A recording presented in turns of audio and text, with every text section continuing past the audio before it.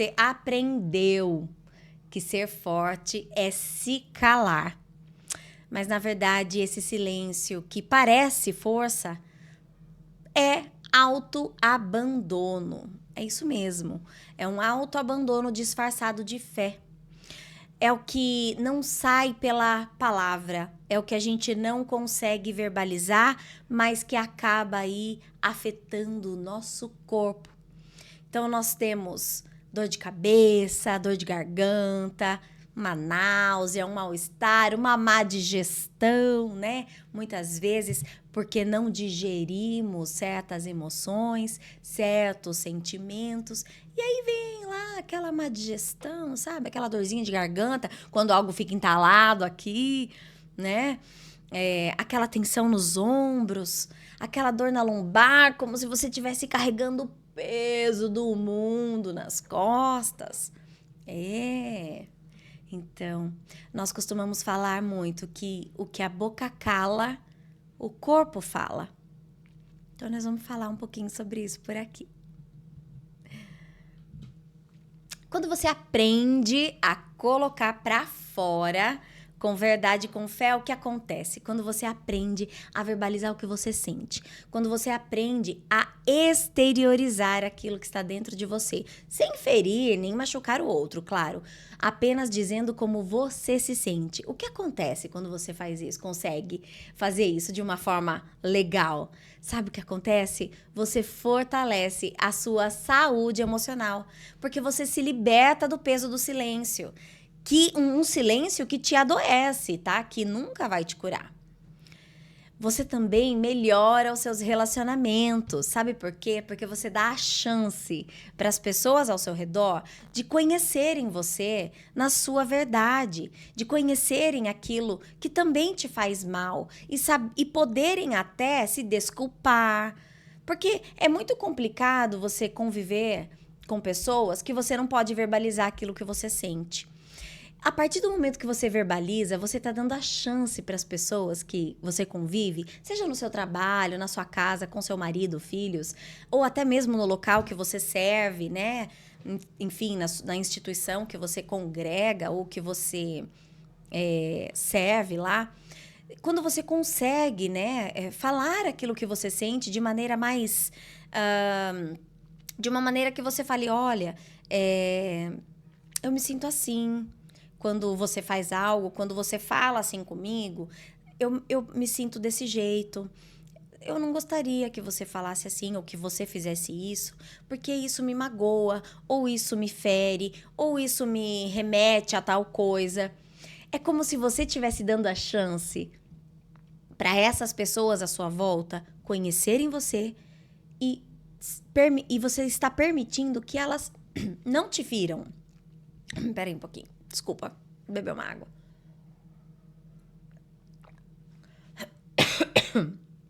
Desculpa. Enfim. Então, quando você aprende a verbalizar aquilo que você está sentindo, você passa a ter esses seus relacionamentos vão ser mais autênticos, mais verdadeiros. Porque você está dando a chance das pessoas te conhecerem na sua íntegra e não te ferirem.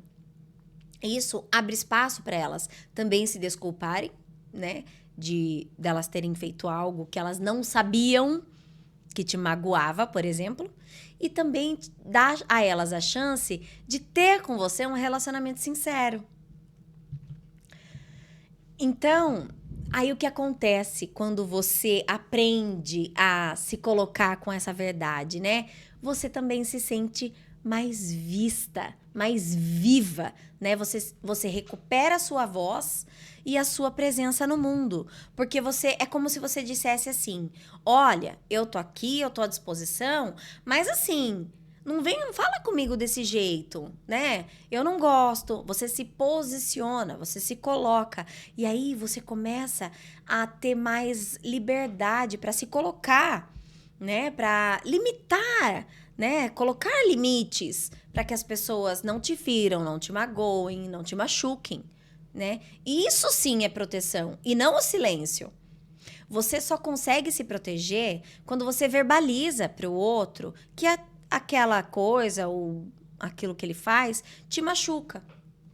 O silêncio nunca vai te proteger, pelo contrário, vai fazer com que as suas relações sejam supérfluas, sejam superficiais, porque você nunca deu a chance do outro te conhecer de verdade. E aí, você acaba rompendo ciclos de adoecimento. Por quê? Porque o que a boca cala, o corpo fala. Quem nunca teve aquela sensação de, por exemplo, você tá no seu ambiente de trabalho e aí aconteceu algo que você não gostou, mas você não falou. Você não verbalizou, você não falou nada, você preferiu ficar quieta. Dali uns dias, você amanhece ou com a garganta arranhando, ou com aquela pigarra, ou então você amanhece com uma ânsia, com uma azia, como se você tivesse má digerido aquilo, né? Ou então você amanhece com uma enxaqueca. Você já passou por isso? Repare quando você não amanhece muito bem. Se pergunte o que aconteceu no dia anterior ou nos dias anteriores, porque não necessariamente pode ser logo no dia seguinte, né? Às vezes pode acontecer uns dias depois você não ficar muito bem, não acordar muito disposta. Repare se isso não acontece. E aí você vai começar a entender o quanto silenciar é prejudicial. É mais prejudicial do que falar com verdade, falar com sinceridade. Olha, eu não concordo com isso que você está fazendo, porque isso me magoa. Eu não gosto quando você fala assim. Isso que você faz me faz eu me sentir de um jeito que eu não gosto. Gente, você não precisa apontar o dedo pro outro. Olha, você fala desse jeito, você é uma grossa, você é isso, você é aquilo. Não. É só você falar como você se sente, sabe? Olha, eu me sinto assim quando você faz isso. Será que você consegue não fazer mais isso? Porque eu fico magoada, isso me entristece. Gente, é tão libertador isso. A pessoa vai falar: meu Deus, eu não sabia. Se for realmente uma pessoa que se importa com você, ela vai falar: nossa, eu não sabia, me desculpa, não foi minha intenção, mil perdões. Sabe, assim, é como você tá dando a chance pra pessoa se redimir. Então, você tá colocando pra pessoa: olha, isso aqui não é legal pra mim. Você consegue não fazer? É como se a pessoa olhasse pra você e falasse assim: nossa, que legal, ela falou de um jeito tão legal que, poxa, eu não quero magoar ela, eu não quero fazer isso pra ela. Ou não, né? Ou tem aquelas pessoas que vão falar assim: nossa, ai, que mimizenta. Daí, ó, você ignora essa pessoa mesmo, daí vira a página. Aí essa pessoa não é aí a pessoa ideal que você deve manter relações, né? Porque se a pessoa não se importa com o que você sente, então, na verdade, essa pessoa não importa pra você, né? Então, quando você aprende a colocar pra fora com verdade, com fé, você se liberta da prisão da aparência, da performance. Você não precisa mais performar, né? Você começa a se curar por dentro. E aí, onde é que nós erramos, né? Nós erramos muito quando a gente troca a escuta pela religiosidade. O que acontece? Opa! O que acontece? A gente acontece alguma situação, tal. Você fala: não é nada não, Deus é mais, é maior que está em mim, né? Ai, tem muito isso, né? Não é nada não. E aí você pega esse sentimento aí que você teve e ó, coloca lá na gavetinha e fecha com 7 chaves. Gente, religiosidade não nos aproxima de Deus, pelo contrário. A religiosidade nos afasta de Deus. E muito ainda. Porque Deus não é uma instituição. Deus não é um local cheio de regras, onde você tem que ter o controle de tudo. A religiosidade é isso, né? É uma instituição cheia de regras que alguém colocou, não necessariamente baseado e pautado na Bíblia, né? Aqui aqui. A minha tá sempre aqui comigo. Não necessariamente baseado, pautado aqui, mas porque foi só uma maneira da pessoa manter ali o controle, né? De manipular. Então, muito cuidado. Muito cuidado. Quando você espera o outro adivinhar. Ai, gente, isso acontece muito em relacionamento entre marido e mulher, não acontece? Você fecha a cara pro seu marido. Aí seu marido, ó, não tá nem... Ele não nem imagina como é que você tá. Ele nem imagina. Você simplesmente fecha a cara e ele fala, o que aconteceu? O que foi? Aconteceu alguma coisa? Eu fiz alguma coisa? Daí ele já começa. Gente, ninguém tem bola de cristal. Se a gente não aprender a verbalizar pro nosso cônjuge, pro nosso marido, aquele que nós escolhemos para viver o resto da nossa vida, se a gente não consegue nem verbalizar para ele aquilo que nos machucou, que nos feriu, gente, que casamento é esse? Você não precisa chegar para o seu marido e falar, olha como você fala comigo, você é assim, você é um grosso, você me maltrata, você não sei o quê. Não. É só você falar, meu bem, olha só. Sabe aquela hora que eu estava fazendo isso? Então, eu me senti ignorada por você, como se você não desse importância para o que eu estava falando, sabe? Gente, isso é bem diferente. Vai cair no ouvido do seu marido como, puxa vida, eu não percebi que eu fiz isso.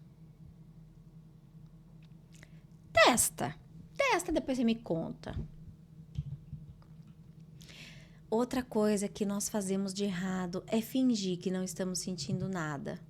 Ah, não é nada. Ah, não, isso aqui não é nada. Ai, fulano falou uma coisa, ficou atravessado. Ai, não é nada, deixa pra lá. Não é nada, não é nada. Daqui uns dias você vai ver se não é nada. Vai acordar aí com a garganta ruim, vai acordar com dor de estômago, qualquer coisinha que você comer não vai cair bem, você vai ficar com uma azia, uma má digestão. Repara. Porém, nós podemos fazer diferente. E por onde que a gente pode começar? A gente pode começar se perguntando, o que é que eu tô sentindo agora? Fala pra mim, o que é que você tá sentindo agora? Você consegue verbalizar, pôr pra fora, externar o seu sentimento? É frustração? É decepção? É raiva? É medo? É nojo? É inveja? Eu gosto muito dessa palavra, inveja. Sabe, muitas pessoas confundem inveja com cobiça. A inveja, ela é uma coisa bem ruim, porque a inveja, a gente quer o que o outro tem, mas a gente não quer que o outro tenha. Na verdade, a inveja é como se a gente se achasse mais merecedor do que o outro. Então, a inveja, você pega e olha para o que o outro tem. Vamos pegar essa taça aqui, ó. A minha taça de água. A inveja, olha o que a inveja faz. Você olha para essa taça e você fala assim, nossa, a Bárbara não merece essa taça. Eu mereço, essa taça combina comigo. Eu mereço, ela não merece. Ela é isso, ela é aquilo. Olha como eu sou perfeita. Olha a minha cor preferida, a rosa. Ela combina comigo. Sou eu que tenho que ter essa taça, não ela. Ela não merece. Isso é inveja. A cobiça é você olhar para o que o outro tem e falar assim, nossa, que bacana. Eu queria também. Eu vou batalhar para ver se eu consigo também. É diferente. É bem diferente.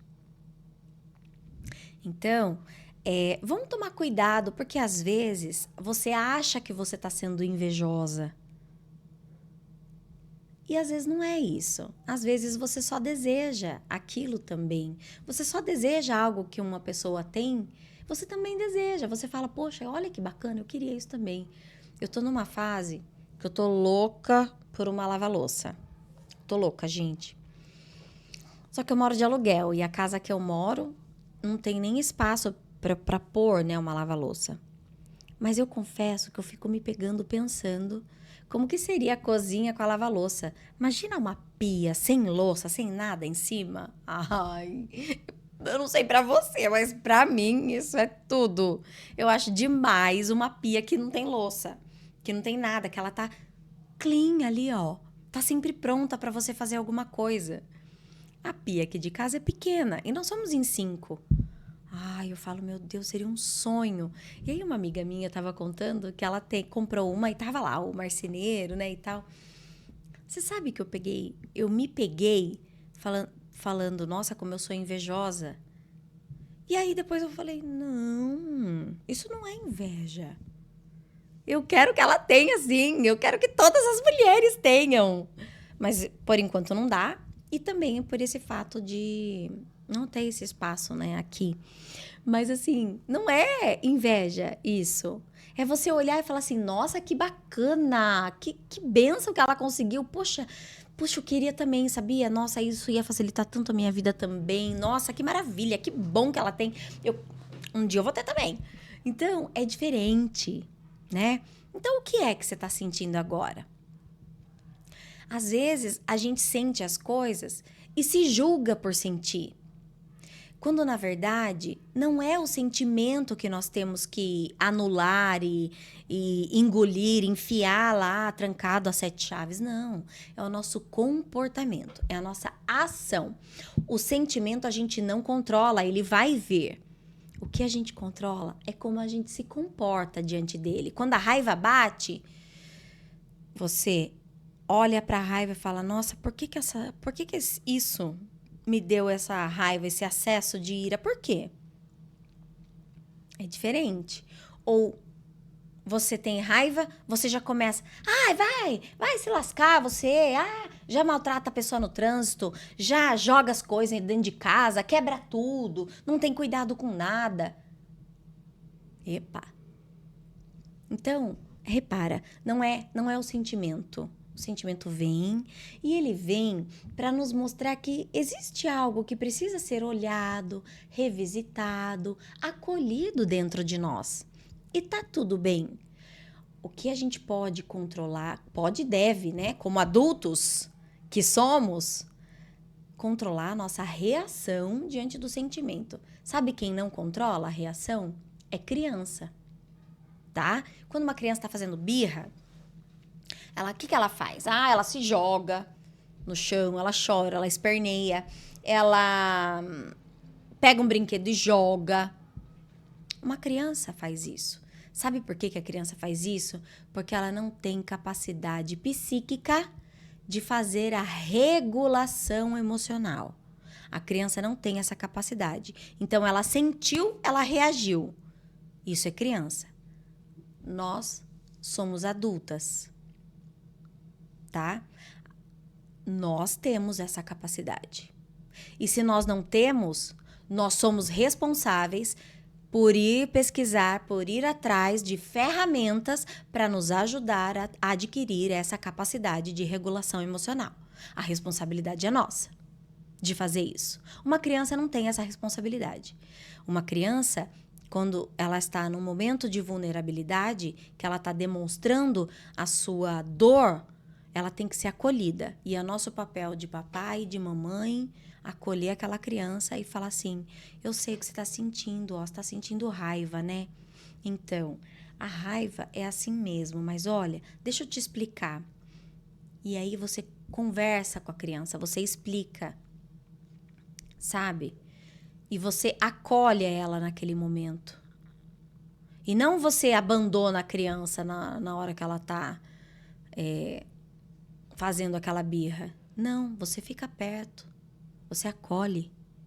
É isso que um pai faz. É isso que o nosso pai faz. Né? Então, adulto tem a capacidade. E se não tem, é responsabilidade dele, nossa, de ir atrás, de fazer essa regulação. Nós temos N ferramentas hoje. A internet está aí na palma da nossa mão, né, gente? Celular, né? Nós temos a informação na palma da nossa mão através do celular. É só pesquisar, vai atrás de ferramentas para que você consiga aí regular suas emoções. Mas o primeiro passo é acolher o que você sente. E isso é só um adulto que consegue fazer, tá? Olhar para esse sentimento com acolhimento, com compaixão, com carinho e acolher, sem julgamento, acolher, né? Acolher, mas controlar o seu comportamento. Não vai sair aí descontando sua raiva, seu descontentamento nas pessoas. Não. Isso é inadmissível. Quem faz isso é criança. Adulto pega o comportamento, se controla e vai resolver. Resolve. O que é? Como que a gente resolve? Autoescuta. O que esse sentimento quer me dizer aqui e agora? O que é que eu tô sentindo? Por que eu tô sentindo isso? E o que está por trás desse sentimento?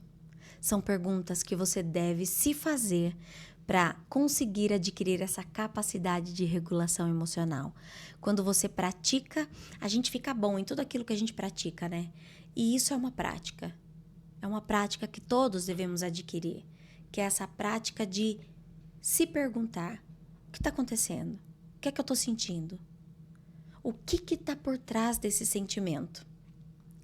Uma outra coisa que você pode fazer para começar de uma maneira diferente e acolhedora é escrever o que você sente. Escreva. A escrita é poderosíssima. Não é à toa que quando a gente compra uma casa, a gente adquire uma escritura. O que é uma escritura? É uma escrita que diz que aquele imóvel é seu, né? E por que tem esse nome, escritura?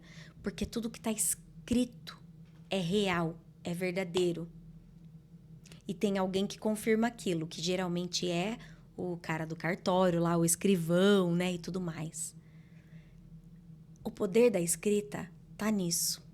Quando você pega uma caneta e começa a escrever o que você está sentindo, sem reserva, tá? Sem julgamento, sem peso, com consciência. Tô sentindo isso, tô sentindo isso, Ao mesmo tempo que a sua mente tá se preparando para escrever, ela tá lendo. Porque você escreve e você lê. Então, você pensa... É muito rápido isso, né? Na nossa mente. É muito rápido. É coisa de segundos. De milésimos de segundos, na verdade, né? Então, você tá lá pensando para escrever e, ao mesmo tempo, tá lendo o que tá escrevendo. É como se a informação... E se voltasse aqui, escrevendo, né? É como se a informação vai e volta. Quando ela volta, você assimila de novo. E isso é um exercício que faz com que a gente entenda o que a gente está sentindo. Parece brincadeira, né? Mas é verdade, gente. A escrita, ela é poderosa. Poderosa para a gente se concentrar no nosso sentimento. Então, vai lá, pega um papel e uma caneta e escreve o que você está sentindo. Não se julgue por isso, porque Deus já sabe. Enfia uma coisa na sua cabeça, minha amiga, minha irmã em Cristo. Deus já sabe como você tá. Não é Ele que precisa que você verbalize. É você que precisa que você verbalize. Sabe por quê? Porque quando você verbaliza e externa, Você para pensar sobre aquilo. E aí você acolhe aquilo. E é isso que Deus está esperando que você faça. Porque quando você verbaliza, você está sendo verdadeira com você mesma e com Deus. Você não está vestindo uma máscara com Deus. Ai, Deus, ai, vou orar aqui. Ai, Senhor, abençoa meus filhos, a minha casa, o meu marido, bababá, bababá. Joia. Deus tá só lá. Eu fico imaginando, tá? Eu adoro fazer esse joguinho. Imaginando Deus assim, ó. Ah, quando que essa minha filha vai falar pra mim que ela tá com raiva? Ela não vai falar? Nossa, eu achei que nessa oração hoje ela ia falar pra mim que ela tá com raiva.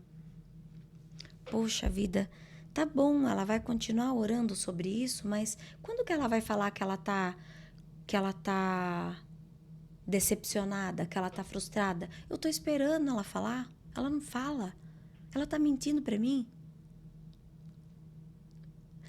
Na verdade, você só tá se enganando. Porque Deus já sabe. Quem precisa que a gente verbalize é a gente mesmo.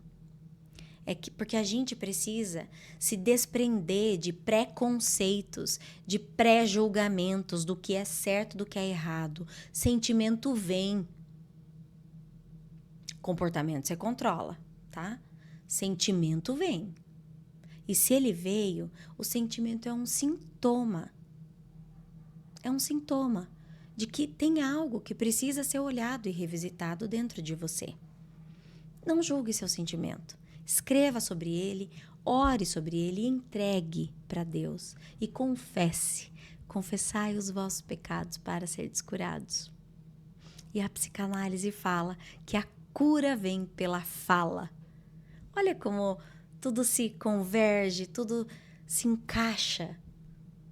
Então, não existe fé sem autoconhecimento. Quanto mais a gente se conhece, mais a gente sabe quem a gente é em Deus e toma posse dessa vida nele.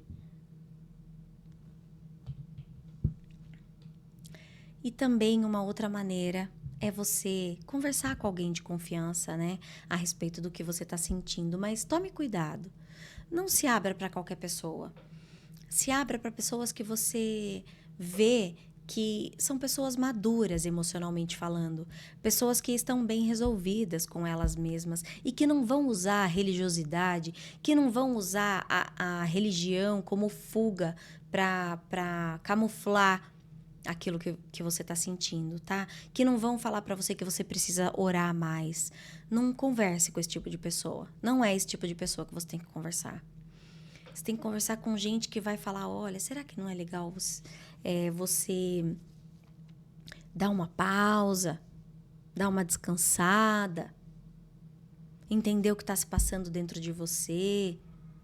Não converse com pessoas que vão usar da religiosidade para te manipular. Não converse com essas pessoas. Se você não tiver ninguém, converse com você mesma, na frente do espelho. Isso também é fenomenal. Dá muito resultado. Eu já fiz muito isso. Na frente do espelho. Fale com você mesma. Olha, você está se sentindo assim, né? Olhe no espelho e fale para você, tá? Também resolve.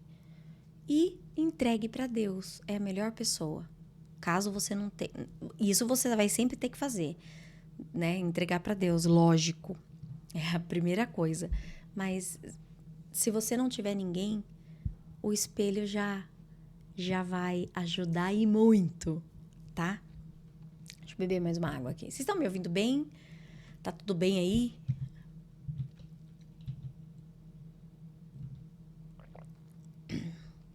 E aí você vem com aquelas frases prontas, né? Ah, Bárbara, mas ninguém vai me entender. É melhor guardar pra mim. Eu entendo esse medo perfeitamente. Você já deve ter sido julgada alguma vez e isso criou um bloqueio dentro de você, né? Mas não é se calando que vai resolver, né? Pode até parecer proteção, mas na verdade é uma prisão. Daí eu vou falar de um exemplo que eu gosto, que eu já até dei um spoiler, né, no começo, né? Você acha que guardar é o correto? Então experimenta passar por uma experiência ruim e depois de uns dias acordar aí com dor na garganta. Eu falei já, né? Quem aqui? Fala aí pra mim, responde aí pra mim no chat. Depois eu vou ler com carinho. Quem já aconteceu isso, né? Você teve um momento aí, por exemplo, que você teve um momento aí com seu filho que não ficou algo muito bem resolvido. E aí você não conseguiu falar ou não quis falar com seu filho assim de uma maneira mais incisiva. E aí no dia seguinte ou uns 2 dias depois, você acorda com uma dorzinha de garganta, uma azia, ou então com seu marido, né? Ou então no trabalho, ou lá no local que você serve, que você se reúne. Repara. Se você acha que realmente guardar é proteção, repara o que acontece com você depois. Com o tempo, você vai ficar craque, sabe? Todas as vezes que eu me pego fazendo algo desse tipo, é batata. Passou uns dias, ou no dia seguinte, ou dali uns 2 dias, já tô ali com... Nossa, minha garganta tá ruim, porque ficou entalado aqui, né? Ou então, ai, tô com azia hoje, tudo que eu como não cai bem, né? Má digestão de algo que não foi tão bem digerido, né? Então, isso sempre vai acontecer. Repara, para você ver como isso acontece e muito. Então, o silêncio, na verdade, ele não elimina a dor.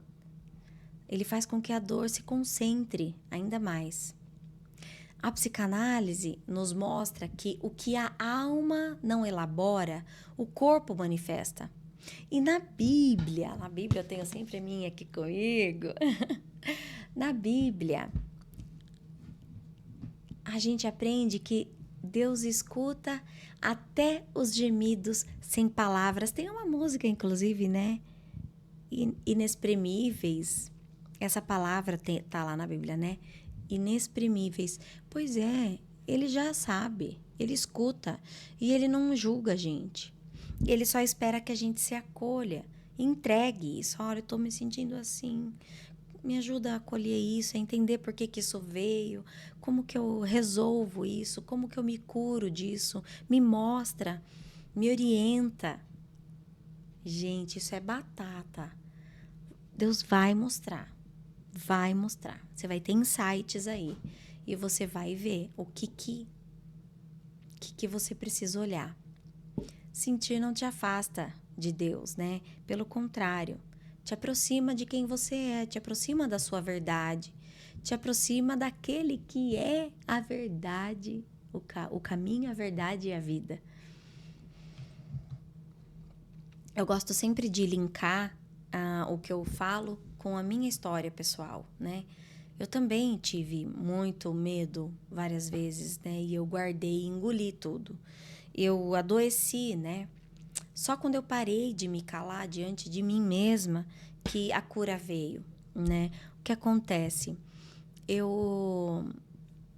Durante muito tempo, eu cresci sendo a princesinha da casa, né? A filhinha mimada e tudo mais. Mas não era só a mimada. Os meus pais, eles sempre me engrandeciam muito. E até hoje, tá? E aí, o que aconteceu? Eu fui crescendo, nem tanto, porque eu sou pequenininha. Mas eu envelheci, vamos dizer, porque cresci eu não posso falar. Bom, brincadeiras à parte. Eu fui crescendo como uma pessoa arrogante, petulante.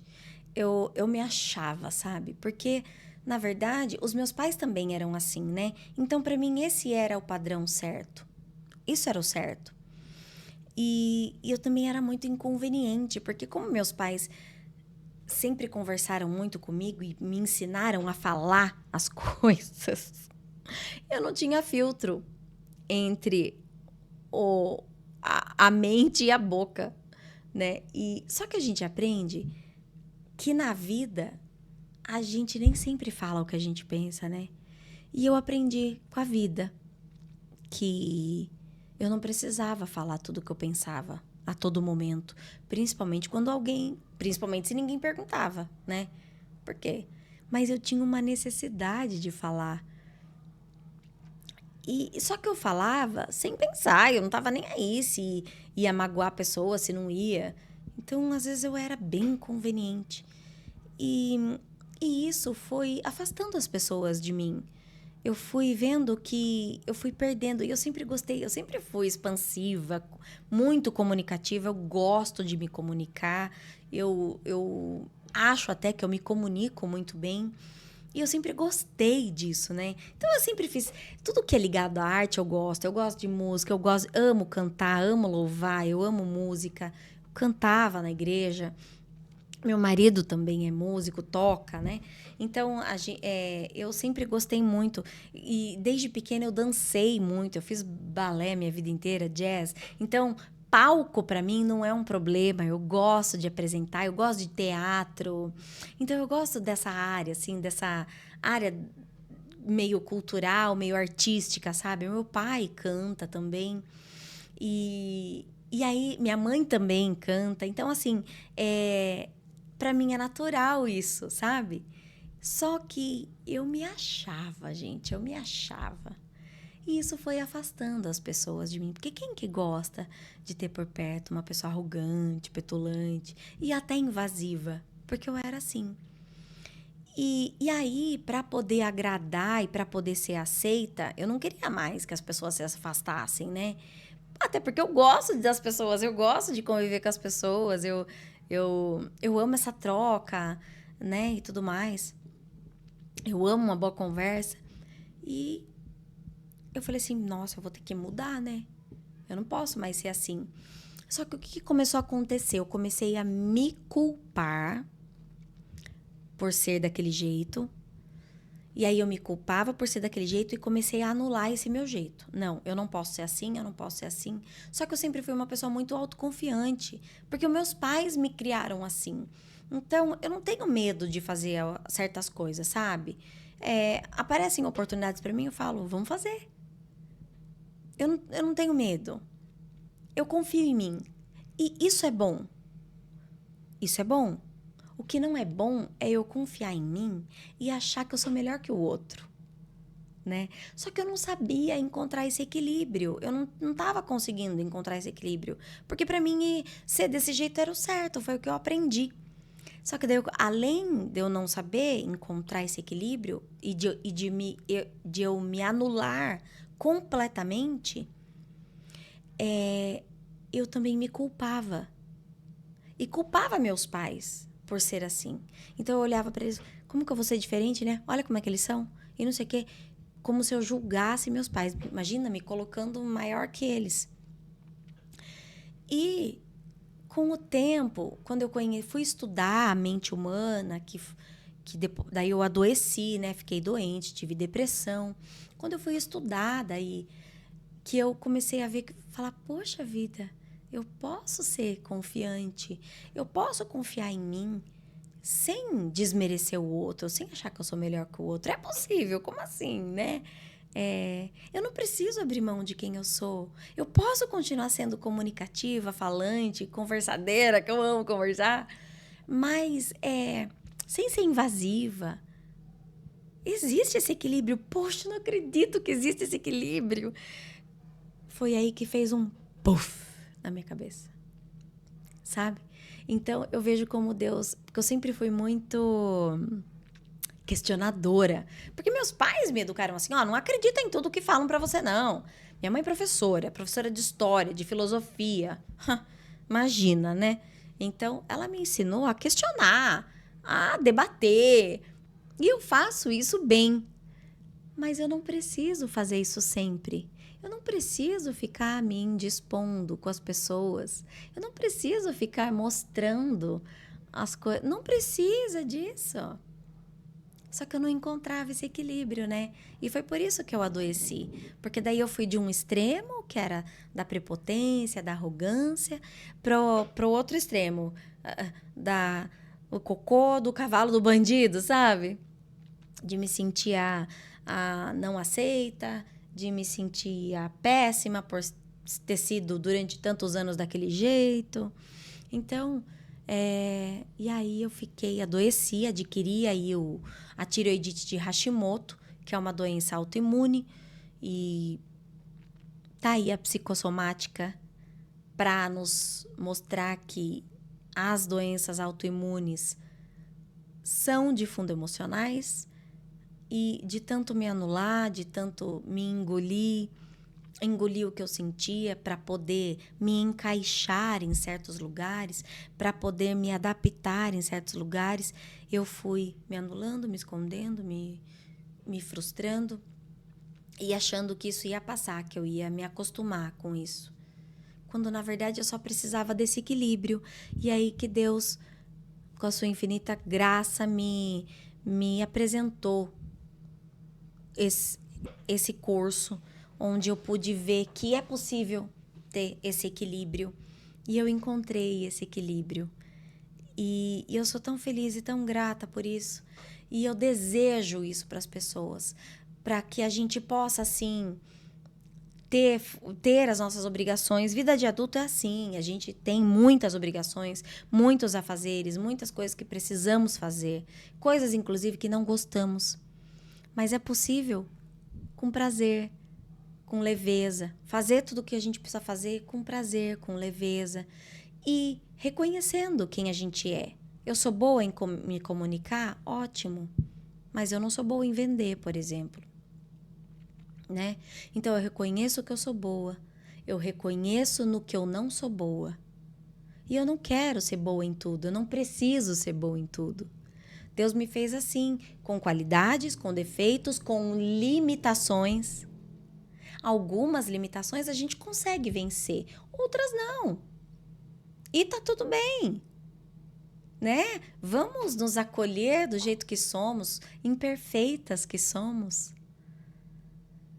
E olha que gostoso, que leve isso. Eu desejei isso a minha vida inteira. E hoje eu consigo. E é por isso que eu tô aqui. Porque é isso que eu quero para você.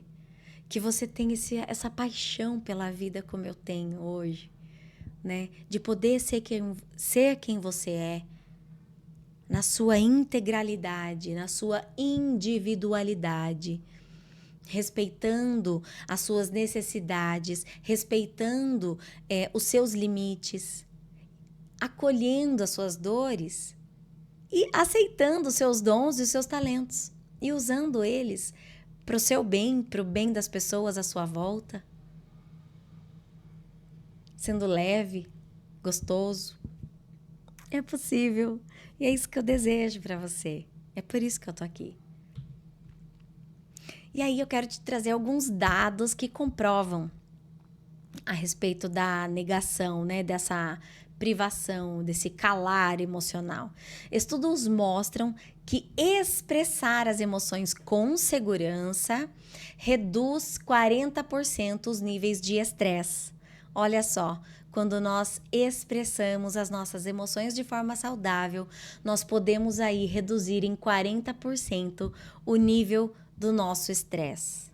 Gente, como nós mulheres somos estressadas, né? Nossos maridos que nos digam, né? Meu Deus. Pois é. E aí, a gente previne crises emocionais severas. Porque expressar a dor é isso. É medicina para a alma. Deus não se escandaliza com a nossa dor, não. Ele acolhe como pai. Para pensar quando o seu filho, seus filhos, eles estão com algum problema, o que você faz? Com alguma dor deles real. Você acolhe. E Deus faz a mesma coisa. Ele acolhe. Ele acolhe, nos dá colo, nos dá carinho e nos ajuda a vencer isso.